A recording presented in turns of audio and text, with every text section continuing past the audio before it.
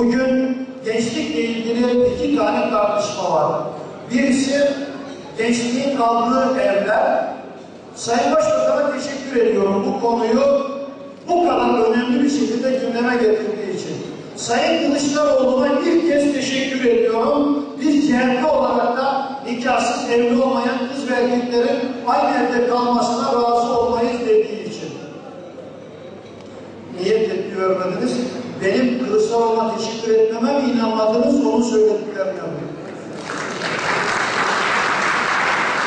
Ancak tartışılma biçimi yanlış. Bu eğitim sistemi, eleyen eğitim sistemi olduğu sürece üniversiteye gelinceye kadar bu çocuğun önüne koyduğunuz tek değer, yavrum ne kadar netin olursa o kadar değerlisin. Komşunun çocuğundan bir fazla neti olan daha değerli. Ahlaklı olmak, erdemli olmak, hayata hazırlık yok. Testle toz arasına sıkıştırmışız, koş yavrum. Üniversiteye gelince hangi değerini isteyeceksiniz? Yurtlar mükemmel yapılmış ama yeterli değil. Yurtların ruhu işlenmemiş, müfredatı yok.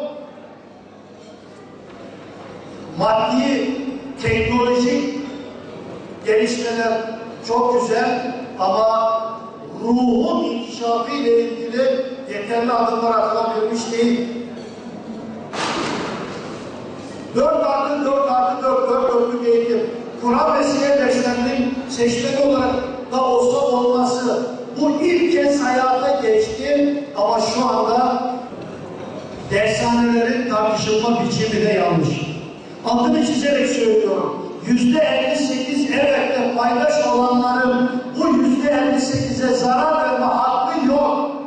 O zaman devletin düşenleri bir eğitim sistemini sınavların amaç olmasından çıkarıp hayata hazırlığı öne çıkarlar. 2. 127.000 öğretmen açığı var. 39.000 ücretli vekil yerine istihdam edilmiş. Öğretmenin ücretlisi vekili olmaz. Güneydoğu, Doğu Anadolu başta olmak üzere öğretmenlerin bölgeler arası dağılımındaki adaletsizlik eğitimde fırsat eşitliğinin hayata geçmesine engel. Eğer devlet bu sorunları çözerse dershanelere zaten doğal olarak ihtiyaç azalacaktır.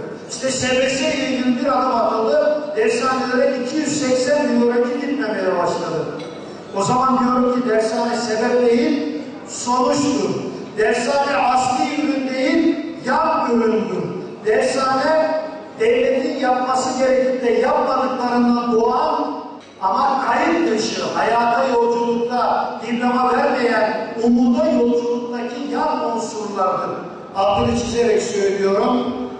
Taraflar, eğitim birisi olarak biz, hükümet, dershaneler, Milli Eğitim Bakanlığı bir araya gelip bir taraftan eğitimin bu eksikliklerini gidermek, diğer taraftan dershanelerin dönüşümü için bunu en az 4 yıllık bir sürece yayarak eğitim odaklı, pedagojik yaklaşımla konuya bakmaktır. Onun için diyorum ki dershaneler kapatılmamalıdır, kapanmalıdır.